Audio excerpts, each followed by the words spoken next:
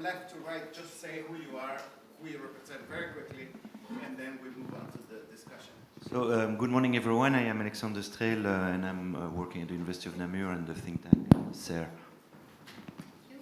I'm Maria Tsoni. I'm working for the Commission, DigiConnect. So DMA is not only DigiComp, it's a jointly enforced by both DGs.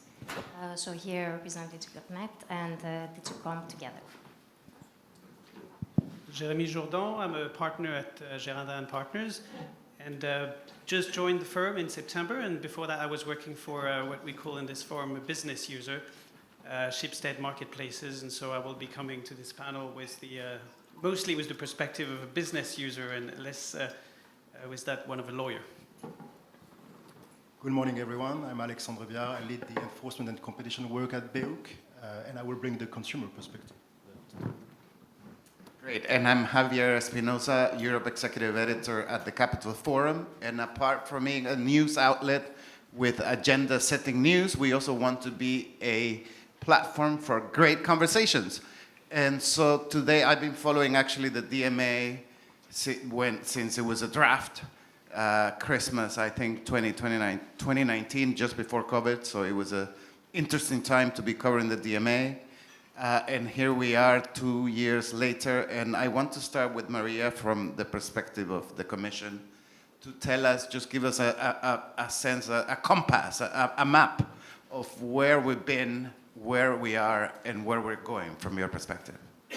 Thank you, Javier. First of all, thank you for the invitation, also to you and to Damien. It's great to be in this panel. I promise probably it will be the most interesting, so in any event you will not be bored.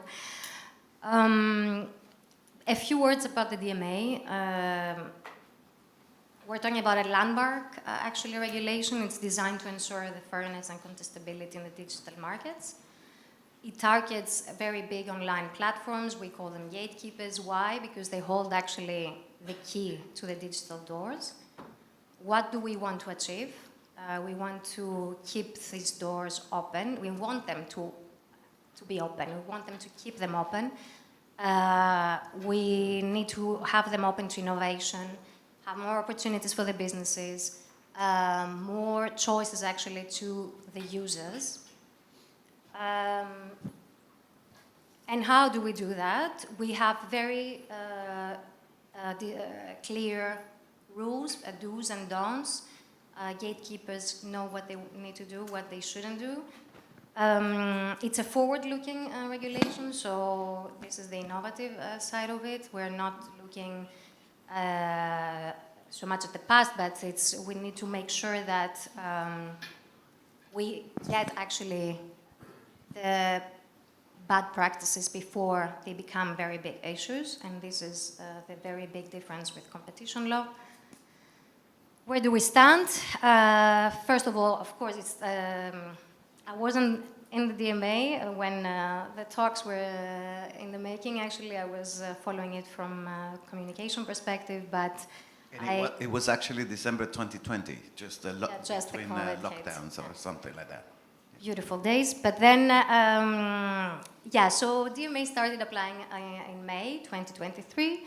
The first designations, we had them in September 2023 with Alphabet, Apple, ByteDance, Meta, Microsoft, and Amazon. And then Booking followed the year after. The first compliance deadline was 7 March 2024, and since then we have a few cases. So we see already result of the DMA. We have, first of all, in last April, we had 2 decisions to fine Meta and Apple. Meta was fined €200 million, where we found that its binary consent or pay modem was in breach of the DMA, since it does not actually provide users of Facebook and Instagram with a less personalized choice. We are currently reviewing what is on the table. We also fined Apple €500 million for the restrictive terms that they were applied to the App Store. And there we're hearing the feedback actually from the market to see what is their views about what Apple has suggested. We also made use of our innovative tool, the specification decisions. This was the first time that it was used with Apple. So what did we do? We provided guidance to Apple to make interoperability a reality by the end of this year, actually. So your smartwatches, your earbuds, your speakers, no matter what is the brand, will be seamlessly working with Apple's, with your iPhones, just like Apple's own products. And we already see, in fact, the first interoperability requirements is already shipped in iOS 26. So we see already the result, and I'm sure there will be more. We also have a couple of ongoing investigations. We have Alphabet and steering. As you know, DMA requires to allow steering to third-party distribution free of charge. And we also have the self-preferencing Alphabet, as already mentioned, where we are concerned that, in fact, Alphabet is self-preferencing its own vertical services like Google Flights or Google Shopping. These investigations are going, but I can reassure you that the teams are working in full swing. For instance, for the self-preferencing, we have done a plethora of workshops to hear everyone's views and to take this into consideration for our reviews. And as I said, we have seen already some changes. And you as users, for sure, also businesses, to start from the user's perspective, for instance, now you are no longer forced to use an Android account when you go to Android, YouTube, Google Play. You can actually put your own, another third-party provider email address or a phone number.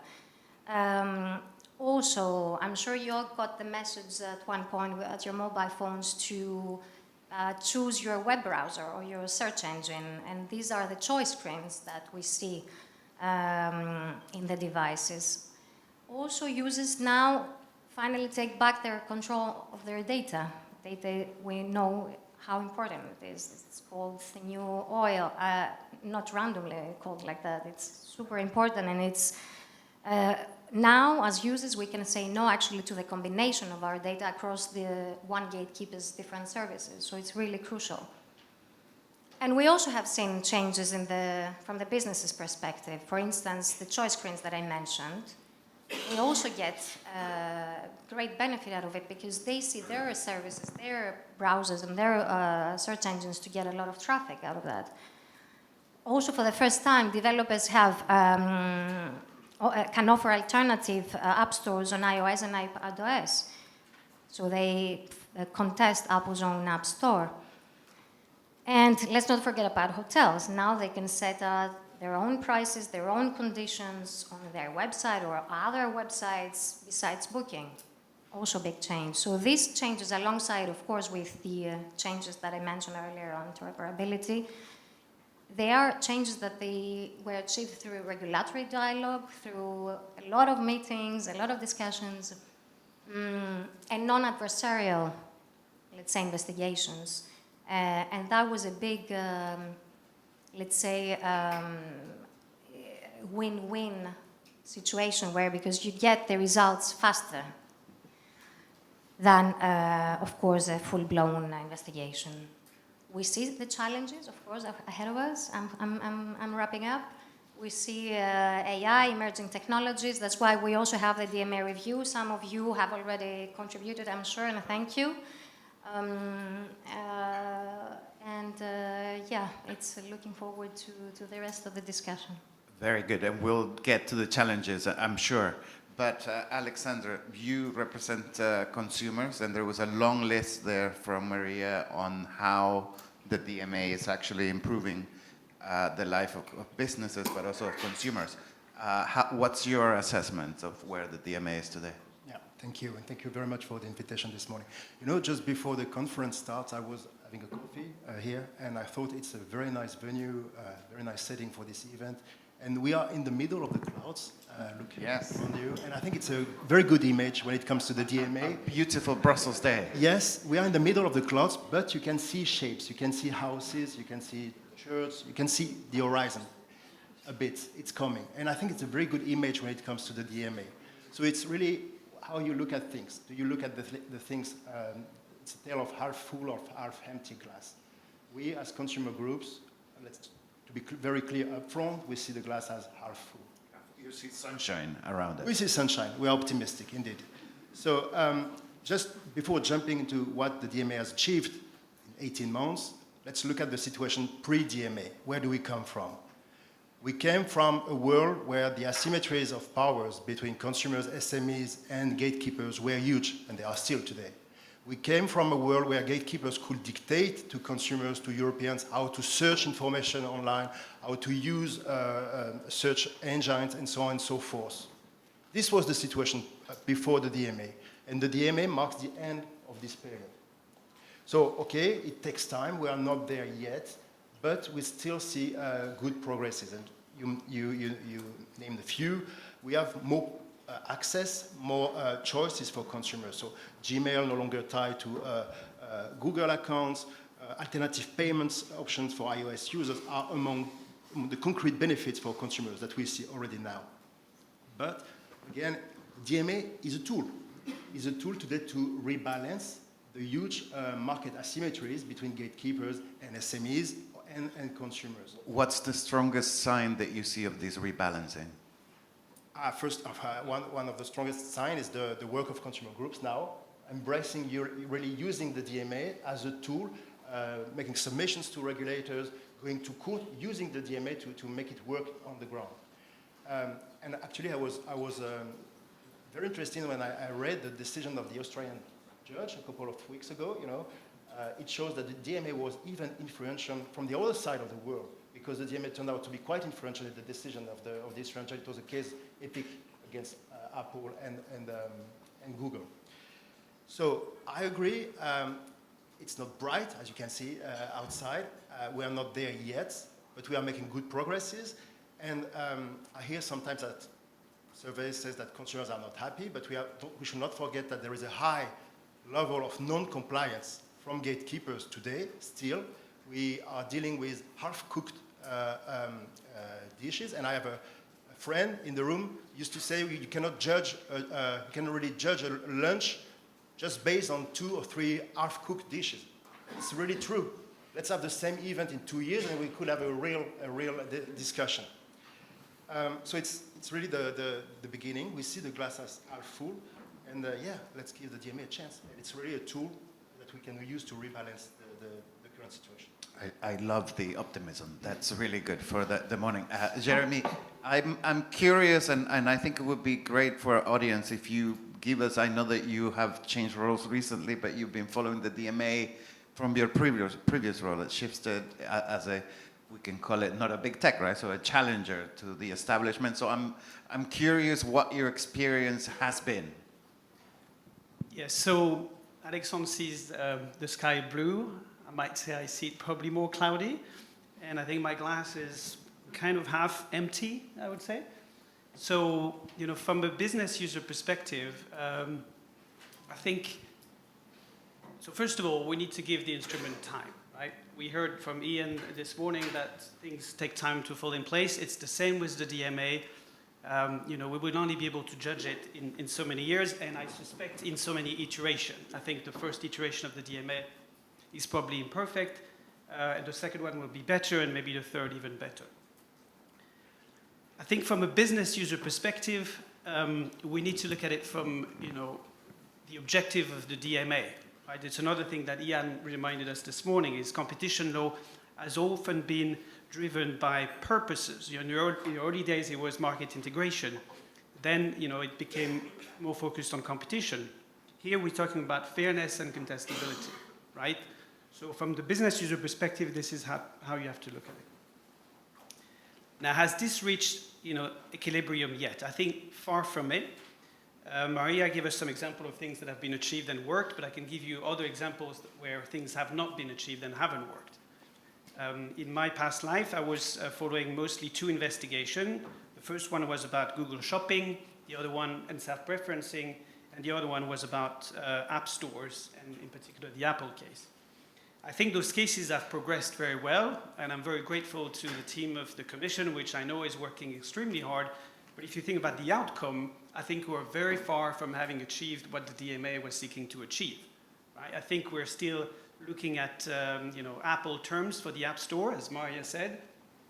I think we are at iteration number 4, and for something that was supposed to be free of charge, it's still full of charges. Right? So this probably is a testament that this is not yet a success. We have a prohibition decision, we have a big fine, but we still don't have terms that are actually reflecting what the DMA was supposed to achieve. If you take Google Shopping, I once heard that Google Shopping was the reason why the DMA was adopted, because they did Google Shopping and then the team at DG Comp thought, okay, we have to do the same in hospitality, we have to do the same in travel and so on.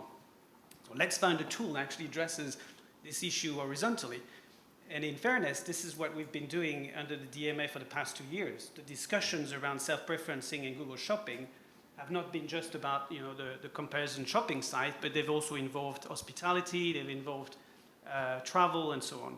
So that objective has been achieved, but let's face it, the outcome is still to be achieved. We're still arguing the same point that we were arguing before the Commission under the antitrust case. We're still debating what's the remedy to the self-preferencing on the search page. And it's a very complicated question, or maybe it's a simple one, depending on how you see it and how ambitious you are. But I think what the DMA has shown as well is like the number of stakeholders that are a party to this discussion. And I think to echo one of the points Ian made earlier as well, is I think this is probably an issue where you need to have intense engagements between all the parties in order to reach a solution. And Maria mentioned a few workshops that have happened, and I think we can talk about processes in the rest of the panel, but I think that is a part of the DMA that needs to mature as well. I think the DMA is still very much, or the enforcement of the DMA is still very much modeled on antitrust cases. And why is that? It's also because the rules have been directly imported from Regulation 1.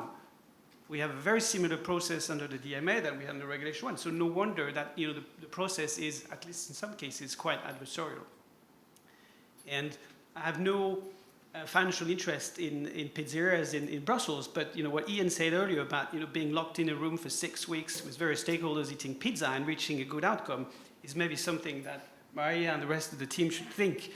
We had 2, I think maybe 3, Thomas will correct me, I'm sure later, closed workshops on self-preferencing between comparison shopping site merchants and Google.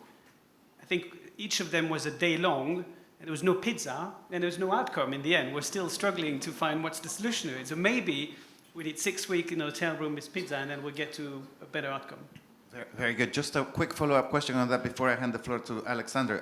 Google might say that they have done extensive work to actually show and address the self-preferring issue for years. They think day and night about a solution. Yeah, well, we're still discussing it. So if something is either there's no problem to solve, and in which case I'm not sure why we're talking about it, or there's a problem to solve and it hasn't been solved because we're still having, it's not 1 or 2 stakeholders. We're talking about a lot of stakeholders still complaining that we haven't found a solution to the self-preferencing. And in some respect, it's not surprising. I mean, I think the revenues that Google is generating out of shopping, and this is probably inaccurate, but maybe the order of magnitude is correct, is 150 billion a year. When that kind of money is at stake, it is not that surprising that it is difficult to change your behavior because potentially it will have an impact on that. Interesting. So more than a coffee and a croissant, as Ian said. Alexander? Yes, thank you very much. We can stay on the positive, half full, half empty subject before we get. Yeah, no, I will. Yeah, I will come also with some improvement because I think that's what we need to do now. But first, I would like to thank you very much for the invitation because I'm very impressed by both of the organizers. I think very impressed by your success, Damien, how you managed to grow this firm from a small office. I remember next to Serre, in fact. to what has become now maybe a gatekeeper at some point. So you have to be careful, and the same for Capital Forum. So that is No showing problems you, with gatekeepers. that is showing you that competition works, and leads to efficiency, I think. And so that's why I'm so happy to be here. So basically, I think, yes, some progress has been achieved, and I don't want to come back to that. I would also say that maybe some expectations were unreasonable, because when people were talking about self-executing provision, I think that's impossible in a sector which is so complex and so changing. And also, and this is something I didn't anticipate myself at the beginning, it's not about only, the DMA is not only about changing business model, but it's also changing, culture and the ethos of the firm. And this summer I was in a retreat in Mount Athos. I don't know if some of you have been in Greece. This is a fantastic highland where only the men can go, but so it may be not very politically correct, but and they have even an exemption in the accession treaty of Greece for that. But I met an Orthodox priest, which was telling me, and as he was recalling the Fourth Crusade, where the idea was to convert some Orthodox to Catholicism, And listening to that monk, I was thinking about the Commission. In a way, to some extent, that's what you try to do with Apple, You try to change their religion. And so that's really not easy. That's really not easy. And we should not underestimate that it's not, I think, only a question of business model and money. It's a question of, understanding of the world, So that makes the implementation much more complicated. And therefore, on that basis, I would like to come with 5 improvements that could be done, and that is coming from some work we have done at the think tank CER, where we have a DMA implementation forum, where we have everyone around the table, the big tech, the small tech, the regulators, and the Commission. The first is exactly what Jeremy and Jan Forrester was saying before. We need more multi-party regulatory dialogue. I don't understand how we don't have it more often, And exactly as you say, I think the Commission is implementing the DMA as an antitrust instrument, while it is not. And the General Court has been very clear in the TikTok designation decision, and I think it's a very good decision, where the courts say it is not antitrust. I don't want you to come with antitrust methodology, market definition, dominance. I don't care. We have here a regulation. And my impression, is that it has not been implemented so far as a regulatory authority, as Jan Forrester was mentioning before. The second thing is to have more robust indicators. I don't understand how you can have good policy if you cannot measure where you want to go. And so we don't have indicator on, we have a little bit of indicator of process in the compliance report, where the gatekeeper explained what they have to do, but we don't have indicator on output, so how far the opportunity they have created have been taken up or not, and why, nor on outcome. So I think, if you don't have indicator, you don't know where you want to go. So I don't think it's, without that, you will be able to do your work properly. And the advantage of indicator is that you can then benchmark them across time to see progress, and across gatekeeper, So I think that is the second thing. The third, and that is to some extent linked to that, is more predictability on prioritization. So you mentioned that there is some priorities, or they are at least implicit, Meta and Apple, but it's not clear how the Commission has chosen those. Why those 2 and not others? So, and I don't deny that they are probably the good priorities, but I would like to know why the Commission did that, and also on compliance acceptability. I think it's not always clear for a gatekeeper what is acceptable and what is not for the Commission. So, that is linked to the issue of indicators. If you have clear indicator, you know where you want to go. The fourth is, I think we still not have a good understanding of digital ecosystem. Digital ecosystem are not like infrastructure or dumb pipe, and that's where I see a big difference between, for instance, the DMA and the telecom regulation.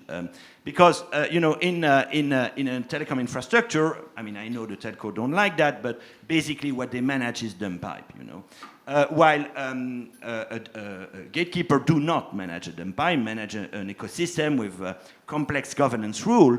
And I think that is leading to a kind of question, what is the optimal openness of a digital ecosystem, which to be fair, we don't have a lot of theory on it. So I don't want to blame anyone, but I think it's important that we have more research on this. And the fifth and last improvement that I think we should have is a better institutional framework.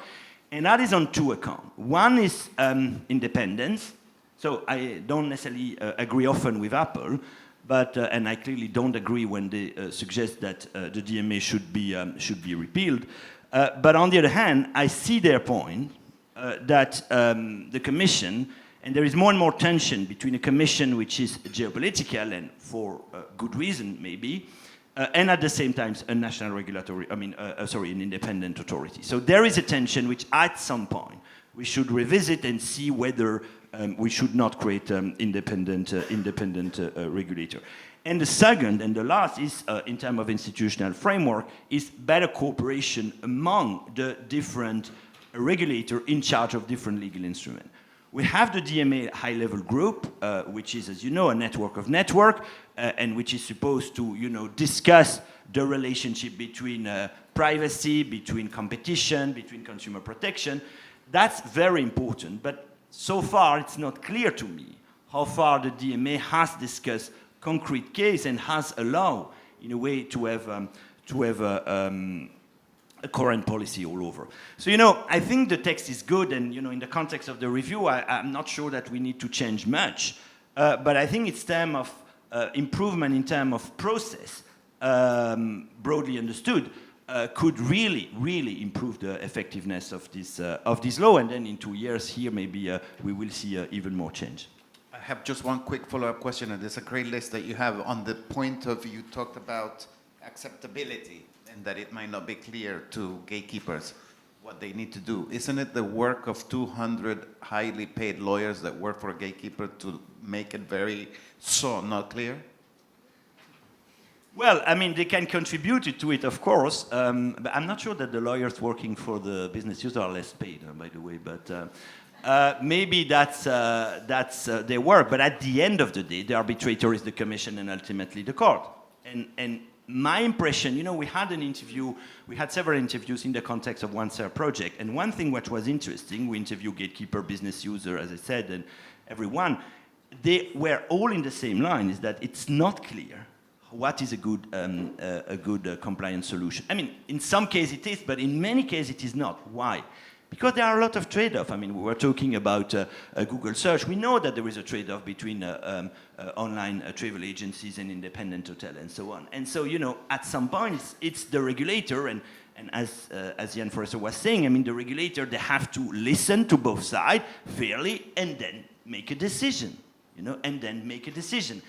And sometimes my impression is that the Commission is a little bit shy in making a decision, saying what is legally right, to say it's incumbent to the gatekeeper to prove compliance. So that's the legal system, I agree. But at some point, you need to know what you need to prove, Mm-hmm. Maria, what do you make of what Alexander just said about the Commission being a bit shy in making a decision? You make really a lot of points, but of course on this one, look, in general, of course, criticism is good. It keeps us on our toes, of course, and we hear that. But we need to also understand that we're talking about a young regulation. It's pretty young. It's not even 2 years, I have to say. It's been enforced. So maybe we can have this discussion in 2 years, where we will see indeed the full, spectrum of the results. And I can tell you, because I've been in DigiComp working at the Cartels Directorate, and I've seen how cases can be very slow. I have seen how antitrust it is. I have seen typical leniency cases, how slow they can be. And I was there when the settlement notice actually started kicking in, and I saw the difference when you were actually sitting down with all interested parties, and you could discuss openly what is it for them, what is it for the Commission, what do they need to change, what can be achieved. So indeed, some cases are very complex. They might take a bit longer, but we need to make sure that also they hold in front of the court. We need to make sure that we do a very diligent work. For the Google Shopping, for instance, we have so many parties to take and so many different interests to take into consideration. So, yeah. No, interesting. And I want to move to process in a little while. But before I wanted to come back to Alexander, and of course you said that you're very positive about the regulation, but are there any areas where you see improvement from the consumer point of view? For instance, in the data portability or in the anticipating resistance from gatekeepers when it comes to compliance? Yeah, sure. Can I also react to Alexander's point? Yes, yes. Thank you for sharing your views. I agree it's a learning curve, and the proposition that you mentioned, I think there are two sets. One is enforcement architecture of the DMA, how to improve the architecture of the DMA from an enforcement perspective, and what are the enforcement tools that we should use. These are the two areas.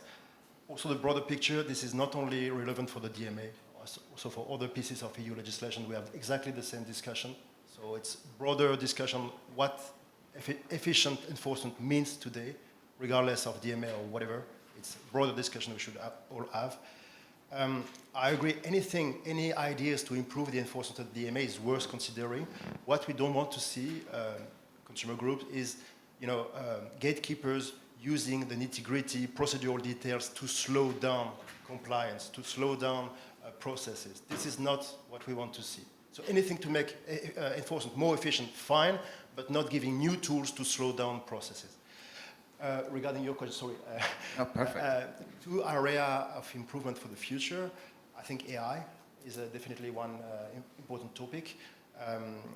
We will publish our position. We participated in the public consultation the Commission a couple of weeks ago. We will also publish our position paper in the coming days. One important point in this position paper will be AI. And we think that it's important to designate generative AI system like Meta AI, Rufus, Amazon, and so on as a core platform services. Cloud providers as well. We think this is something we should look at. And the DMA, if you remember, it was mentioned, but it never designated any cloud providers. So we see these two areas as a possible path forward. What about on the point of data portability? Or also a topic here we will add to the list. And we'll have obviously later a whole panel on AI, so we won't go into too much detail on it. Jeremy, let's talk about then the process, and maybe, after all, this is all about, as journalists, we follow the process for key moments so that we know when to attack the legislation in terms of writing stories. So how do you see it from your perspective as a lawyer? Yeah, I think Alexandre touched on an important point, which is about the Commission deciding, and I think when you talk about decisions and deciding, you're really talking about remedies, right? You're not talking about fines so much.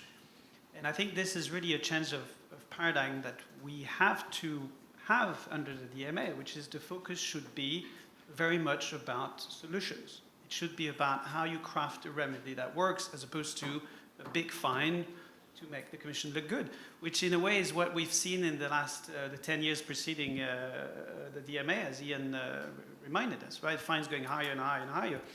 And that's maybe one regret for the beginning of the first year of the DMA, is that we started immediately, I think it was 2 weeks or 3 weeks after the DMA obligation started to apply, it was 3 or 4 non-compliance proceedings, right?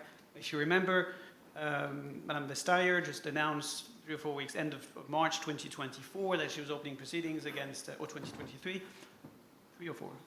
24, I think. Opening proceedings against 3 or 4 gatekeepers.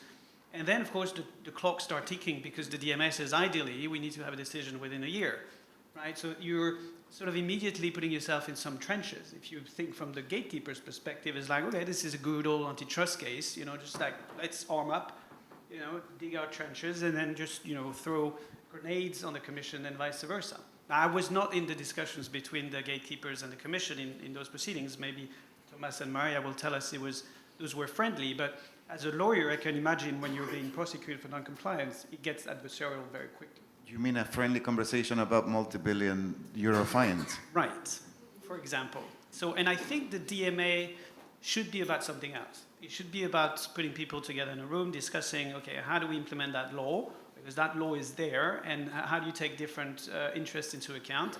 I think Alexandre rightly said that in the shopping case, there are many different stakeholders involved, from the merchants, the price comparison side, the gatekeepers. You need to get people in the same room, see what the law says, and at the end of the day, craft a solution that works. It shouldn't be too much about fine. Now, of course, if the gatekeeper is sitting in a room in a corner and says, nope, nope, nope, nope, nope, then at some point, you need to pull the non-compliance and the fine.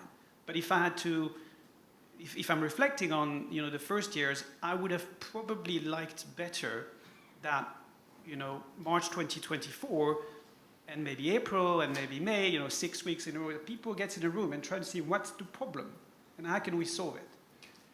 The issue, just to counter your argument on the fines, is that what I see is the system is aligned. The incentives are there from the politicians. At least the previous commissioner was keen on press conferences.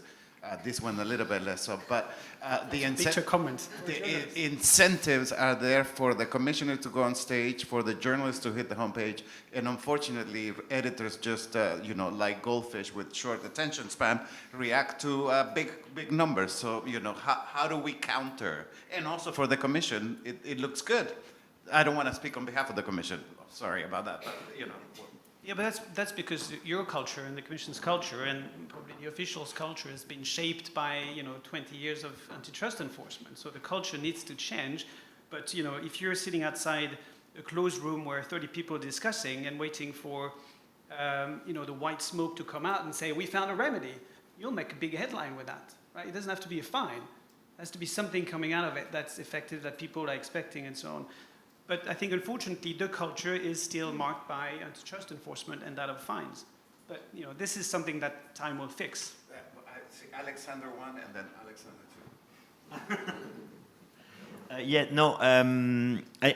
2. I fully agree, and the Commission has to do that with specification decisions. So I think I think for me a specification decision is much more interesting than a non-compliance decision. And okay, as you mentioned, the Commission has adopted two, and maybe should adopt it more. No, in terms of headline, I mean, yes, it's true that it's flashier to have some fine, but if you could say, thanks to me, after 1 year, I have all those business users which are thriving and so on. I mean, that could also be a good headline, and there also maybe there is something in terms of communication that the Commission should do, and I told them also. Told Philomena the other day, I mean, you should have a conference where you bring on stage all those people which you have make them successful because of you. And I think that could also be a good headline, especially if they are European. Very good. I got your point, but I disagree. I really think it was very important for the Commission to send a strong signal. With the DMA, the DMA is here and is here to stay, and this will be the changes that we can expect. A conversation, this is nice, but you need to say to everybody, hey guys, there is a new rule now. Everything has changed. So there was this alarm bell, which was really needed back in April. So I think it was a great move forward. And as you said, Alexandre, at the beginning, it's not only a change of business model, it's a change of mindset. And if you want to be able to change their behavior, they must be awake. And to awake people, you must have a fine or a real decision saying, there, the game has changed, the rule has changed. So if you want this to be very clear for everyone, you need to have this kind of decision to say, okay, now rule has changed. If you want, we can discuss, meet in a room, but be aware that rule has changed. Maria. Besides this, I feel that we're a bit short-sighted here because, okay, fines are, yes, they're making the headlines and everything. The case is, the Commission is in the spotlight because, they're delaying, but look what we have achieved, the other things. There are so many things that are done actually in the background. I mentioned all these changes, which are great changes for the users and the businesses, that they were achieved actually without any open cases. So this is like so efficient from the Commission side, but also from the company side. No legal fees, it's like really, really important changes. So I would also like to say, that the teams are really doing a lot of work also in the background. So things that do not get the high, the headlines, Who would have thought that Apple would have opened, iPad and iOS? Nobody. I mean, until then, until very recently, that was like fiction science. So it's like we have achieved a lot so far. So, and as I said, criticism is really great because it keeps us on our toes. So it's very welcome. On the criticism point, and maybe the process, Maria, some say that this regulatory dialogue maybe, all these workshops that we're having may be too slow, and it allows for gatekeepers to continue their malpractice. Look, this is a particular case in the sense that it's one of the few that has so many different parties involved and so many, totally conflicting interests from one each other. So it's a bit hard to get to the right balance there. So that's why we had to do these workshops. It's the only way, as you said, rightly, actually, to put everybody in a room. Maybe pizza would help. I don't know. Maybe we can try, Thomas. So it could be an option. But yeah, it might take a bit longer, but we need to strike the right balance there. We need to be correct. Yeah, I think just a quick reaction on the specification decision. I think that's a really good experiment. That's unfortunately not a case that I know that well because the specification happened in other areas than the one I was involved in. Sometimes I wish that it could have been applied in some of the other cases I was involved in, but I think it was under Article 5 and Article 6, so at least the first one, so it wouldn't have worked. But for me, it's a really good example of what potentially the DMA should do, right? It's like, okay, there's an obligation, it's not very clear, and some people criticize the Commission for not coming up with a solution. Well, this is a counterexample where the Commission said, fine, let's look at it, and then in 6 months, because there's a really strict time frame for this kind of decisions, then there was a specification. It says, Apple, you have to do this and this and that. They're contesting it, it's going to go to court, but still, they need to implement it. And so that, for me, is going to be a great experiment of a new method. It's not antitrust at all here. It's completely uncharted. Does it work?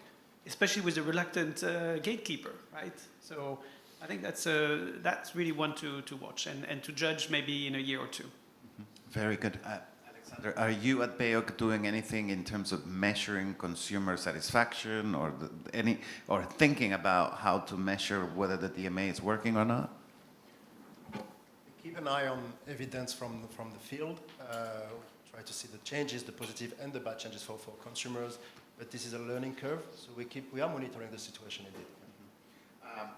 Alexander, in terms of recently, the DMA has been a very interesting piece of legislation from the beginning. Obviously, it's about opening the markets and changing the status quo. Since the new administration in the US, this is a topic that has gone beyond policy and entered the realm of politics. I wonder if you had any comments as how you observe as someone who follows and has followed the DMA very closely. How do you see the dynamics? So first, you are very kind to call that a US administration. It's more a disadministration, but yes, I mean, of course it plays a role. And why it plays a role? Because exactly what I said. I mean, the Commission is at the same time the geopolitical government of Europe and supposedly an independent regulator. So, I mean, I understand the difficulty where you are in because clearly the staff is working hours and hours. I mean, it's incredible. I mean, what they achieve, and I think also the legal service. I mean, I have some friends working on the Apple, specification decision, and I really hope, and that the court will listen to you when their legal review will be exactly what you say for the specification decision. Because I think if the court started to enter in a very deep legal review on the specification decision, I mean, I'm not sure how the DMA will be effective for the reason Jeremy mentioned, because specification is clearly one of the main tools, I would say, of the DMA. So it will be super interesting to see how the court will deal with that appeal. But yes, so you have the staff level doing their work as much as they can, and then there is the political level, and as we know, I mean, they are not insensitive to the pressure of the Trump administration. So I think it's clear to me that the things have been slowed down in the sense that no new case have been opened. And again, I don't blame the staff because I think they do everything they can, you know, but there is a kind of a gatekeeper at the top, you know. And how is that positive, negative undermining the future of the DMA, since we're talking about where we are, where do we stand? I mean, I think it's. I mean, we will see because there is this. I mean, there was also a change of the commissioner, so we will see now how the new commissioner will affirm themselves, and it seems that Ribera take more and more stance now. But if the commission would have to not apply the DMA and the DSA because the Trump administration asked for it, I think then we lose everything, you know, because so much capital has been put in this, and that's more the DSA, but I think we are at a war of value now with the US, you know. So this is a war, and the question is which stance we take. But if we say, okay, we align with the US, then I don't see the point of the European Union altogether, really. About the DSA, I don't want to overplay the DMA. But I understand, but it has some features of existential crisis to it. Maria, from your perspective, you're in the weeds, you're also in the conversations that are bigger picture about this piece of legislation. How do you see things from the inside? You turn off the news and just pretend that nothing is happening? Look, every intelligent person should never turn off the news. Should keep an eye what's going on in the world, and irrespective to the topic in general. But certainly not, and we definitely did not turn off the lights. The work is continuing irrespective of what's going on, and this has also been confirmed by the president. These are decisions, this is work of the Commission in a sovereign way. As I said, the lights are still on and vibrating, and the work is continuing in full swing. Jeremy? Yeah, there's a lot to say about that. So first of all, you know, when I was discussing this conference with Ian in the past days, he reminded me that the tension between the US and Europe are not new in competition law. In the 90s, there was a lot of tension around some of the cases, and those tension eased up, right? And then in the end, we were all good buddies working together in the ICN. Now, there's a feature of today's tension that are linked to the president, but I think, you know, this will likely change.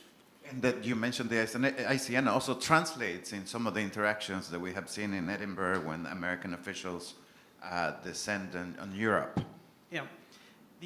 The other point is, I mean, I lived through the beginning of this year as a business user, and there was a lot of anxieties in our circles when we started to see your reports and other reports about the Commission slowing down and decisions being on the desk of the President of the Commission as opposed to the desk of Maria or Thomas or their Commissioner. That was extremely concerning, and I think one of the thought that came is, okay, if the Commission, who is the sole enforcer of this piece of legislation, doesn't act, what do we do? Right? We know the NCAs can't act, so then, you know, the solution is private actions, right? We still have the court to sort of keep the Commission honest here. Another observation, I was fairly actually amused when Apple gave their comments on the DMA and asking for an independent agency, as Alexandra told us. I mean, if the Commission was independent, that would actually make things easier, right? Because when Marko Sefcovic sits in trade negotiations in DC and he's being asked about the DMA and pressured about the DMA, if the DMA team was part of an independent agency, he would tell them, look, you know, I can't do anything about that. Sorry, let's move on, talk trade. Now, he can't say that because that's his institution, right? So the political nature of the Commission is also what makes this a problem. So perhaps, indeed, you know, talks about independent agency is the way to ease out on those pressures. Interesting dynamics. Alexander? It's a fact that the enforcement of the DMA is unfortunately politically tainted. I remember the last DMA workshop. One of the gatekeepers actually reused the narrative of the U.S. administration, saying it's a tariff that you impose on the U.S. companies. So it was exactly the same narrative. So yes, I think the best we can do is put aside politics as much as we can and just to focus on what we want to achieve and focus on users, on SMEs, and why the raison d'être of the DMA. Excellent, very good. No doubt the audience is dying to ask you lots of questions. So we're going to open the floor for the last 15 minutes of our conversation today for a Q&A. If you can raise your hand, there's a hand raised, two hands raised at the front. If you can clearly say who you are, who you represent, and keep the question short. Yes. So my name is Sebastian Pant, and I work with Alexandre at BEOC, the European Consumer Organization. So I just want to come back to this idea of regulatory dialogue and fines, because I think what we can see is that where the gatekeepers have decided that they're not going to fight up to the last man on a particular issue and they're willing to comply, they do it.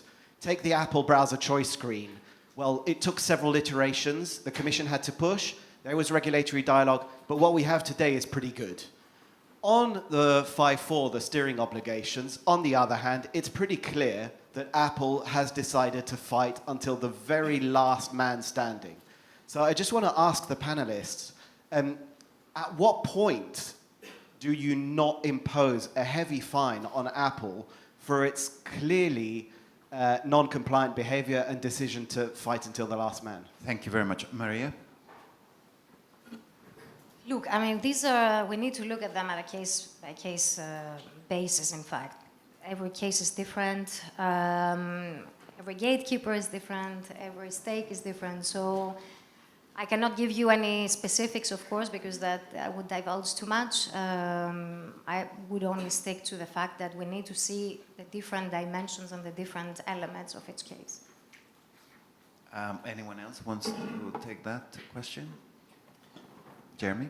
I think there's, it's a fair question, and this is why you have fines also in the regulation, right? I mean, if you can bring a horse to water, but you can't force it to drink in a way, and at some point, maybe fines are what make the gatekeepers comply. I think the example you're giving are also tainted by the complexity of the obligation and the solution, right? I think it's a lot easier to argue, well, one may say in Article 5.4, say free of charge is free of charge, right? Shouldn't be too much arguing around that, but we know it's a bit more complex, and Recital 40 introduces, unfortunately, for some nuances about the existence of acquisition fees. But the choice screen obligation, I think, is rather clear, and then, we experienced it in past cases, so this was easier in a way, and perhaps as well, there was less money involved, which is also, I think, what dictates whether the horse wants to drink or not. Very good. Alexander? You're biased. I'm sorry, I should have spotted that. Very good. We have a question from Ian here at the front, and then, wow, so many hands. This is a great audience. I'd just like to say a word about the United States. I think that the political curiosity of the current occupants of the White House may tempt us to think the United States is a place where antitrust no longer means what we think antitrust means. I observe 2 points. One is that there are cases pending private enforcement before federal judges where the question of a breakup, the question of a severely intrusive remedy is on the table and being carefully considered by members of the federal judiciary who are serious, cautious, conservative folk. Second thing is to say that Mr. Trump on various occasions has said that they will be tough on big tech companies. So I think it isn't the case that we should look at the United States and say there's no guidance, there's no principles there. I think that would be incorrect. Great. That's good nuance. The gentleman at the front. So I see lots of hands, so please say briefly who you are and keep the question short. Sure. My name is Alex Tursky, Post-Platons Foundation. I'm probably the only, you see from my outfit, I'm not a lawyer. I'm a manager of large projects. And as a manager of large projects, I usually ask myself, do we deal with the disease or with symptoms? And if I look as a manager at DMA, I see that it looks like we are more concentrated on symptoms. We assume by default that setup of platforms exists. They took our data, and we just discussed should these platforms share data with other platforms, but not with me, with the user. So why don't we change the whole setup? As Jan said, it's about the whole design. Why don't we return data actually to users, and then we don't have to discuss anything? And then I will decide who will use my data. I will decide should I use today Facebook, tomorrow LinkedIn, etc. But what if we change the whole game, the whole setup? And I suggest let's not assume that platforms keep our data forever. Let's just take data back. And by the way, good comment. I'm from Netherlands. In Netherlands, we actually already implemented in agriculture, city management. This is called data space project. So it's already running. So we technically can do it. Okay. So what if we move DMA further in this direction? Maria, do you agree with this premise that we're just looking at the symptoms and not the disease? No, we're not. I don't agree. But also, I have a question. Have you sent your input to the public consultation that we had for the review? Because this is a good platform. I tried, didn't have time, but I promise You can always do it. Yeah, also post that. Yeah, and quickly on the data point, I mean, it's also, to be fair to the Commission and more generally to the Union, you need to look at this also holistically, and there's other pieces of legislation addressing access to data by users, like the Data Act, for example, I think, which just started to apply, will potentially help with some of the problems that you're mentioning, because the purpose of the Data Act is also to give data back to users, right? So, and then let them use their data as they wishes. You know, I think it's meant to make the data ecosystem develop, you know, introduce data brokers and so on. And so I think there's a bigger purpose than the DMA, which is really to address the gatekeepers' conduct. Perfect, yes. On giving data to users, I got your point. The thing is that most of consumers, Europeans, are not tech savvy. They won't know how to use their data, what it means. They don't know. So although you could give them to them, it's fine. Most of them will not know what it means, how to use it, how is it used for and by whom. So We checked, it works. We have questions here. Thera. Quickly say who you are and short question. Alexandra Żuchowska, FTI Consulting. On the issue of enforcement priorities, I was wondering, going forward, will the Commission prioritize designating new services or pursuing non-compliance cases against existing gatekeepers? And then Within the limited resources. someone next to you, so let's take two questions here, just next to you, and then we'll get to answer. Yes, thank you. Maria Teresa from CCA Europe.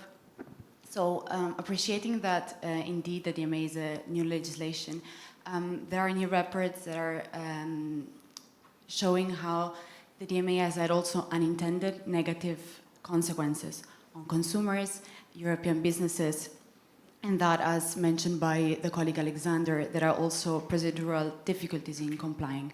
Now, in the context of the DMA review, is the Commission also discussing these issues and thinking about ways to potentially solve also these problems? Thank you. Get Maria to quickly give us an answer. To the first question, of course, I don't think it's the place where I would spill the beans for any new cases. There is a lot of ongoing work, clearly, and a lot will come out also from the review to combine it with the other question. Indeed, that's the purpose, actually, of the review, to see the feedback that we received, sit down, really assess it, analyze it, and see what actually we can do based on that. I wanted to react on two things. First, on the Ian remark about the US. I mean, it's true that Trump say we can be tough on big tech, but my problem is Trump is more a man of deal than a man of rule, you know, and that's where, I mean, I think he will do it if it is in his own interest to do it, but not necessarily if it is in the general interest, and that's why it makes also the things much less predictable, I would say. But and on the unintended consequence, I think that's very important to look at them, but also it's very important to look who is responsible for that. Is it the law or is it the compliance? Because, you know, there is this famous paper which is discussed about Google Map and says that because of the DMA, now the people don't have access to Google Maps so easily and so on. But then I asked, because there was a conference two weeks ago, I asked to the author of the paper, but who is at fault, you know, the DMA or the compliance? And he told me the compliance of Google. So, you know, sometimes those academic papers are a little bit misrepresented. And again, I quote the author. I have not studied myself the case, so I don't know. But I think we have to be really careful about those unintended consequences to understand what is the cause of them. Yeah, I still have to go to Google Flights each time. It was easier just to go to Google. Yeah, but maybe Google could have implemented the DMA in another way. That's my point. Yeah. Very good. This side and then this side. The lady at the front, do you have the mic? I don't. It's coming your way. Perfect, thank you. It's on? Yes, great. Just a couple of comments. Say who you are, please, and then Constantina Bagnan, Geradan Partners. Yes, I had a couple of comments because I saw a lot of discussion regarding the workshops. Why are we still discussing the workshops? The workshops were a wonderful opportunity given by the Commission to gatekeepers to present their compliance plans. Behind that, there is the gatekeeper's responsibility to prepare compliance reports.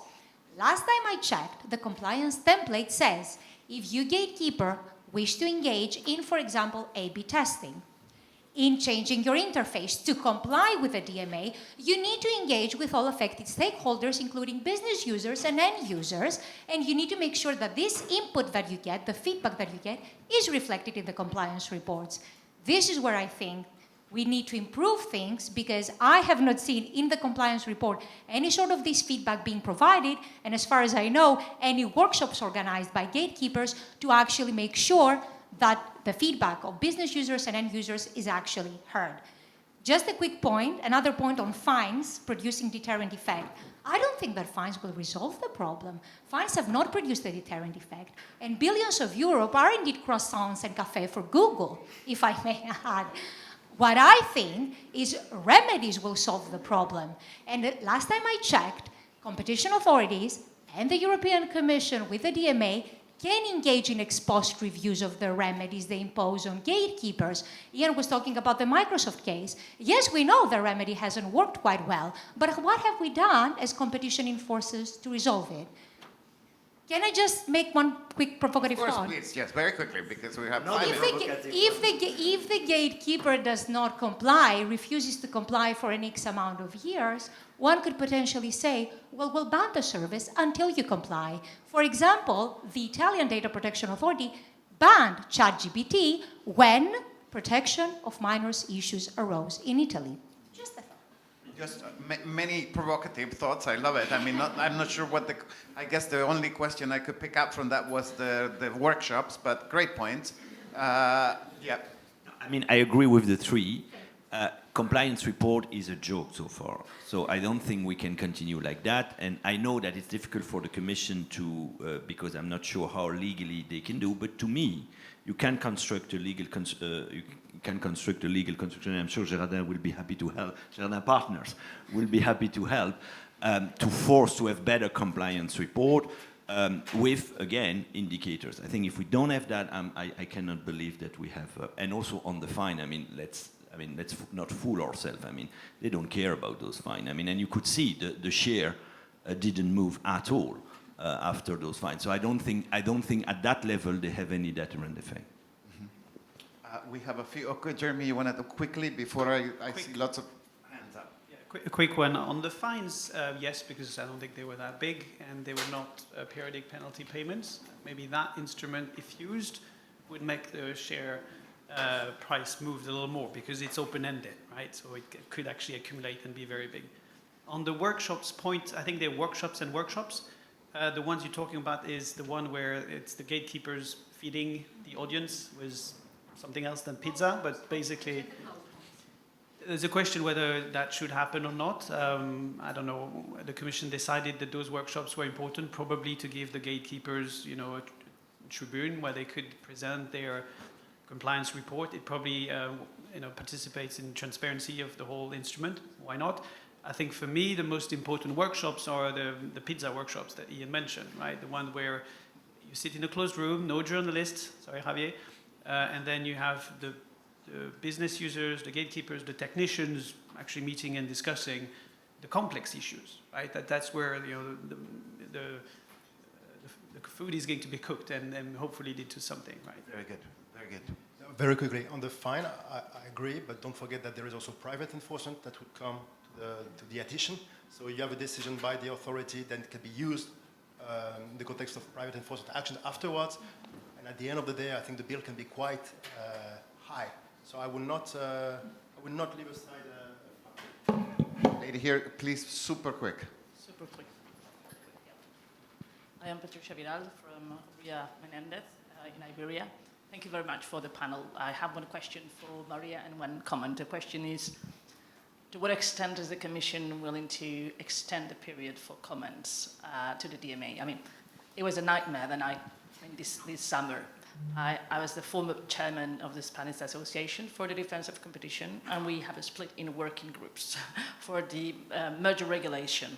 Regulation 1/2003, and I was awake until 1 in the morning, etc. So that's the first point.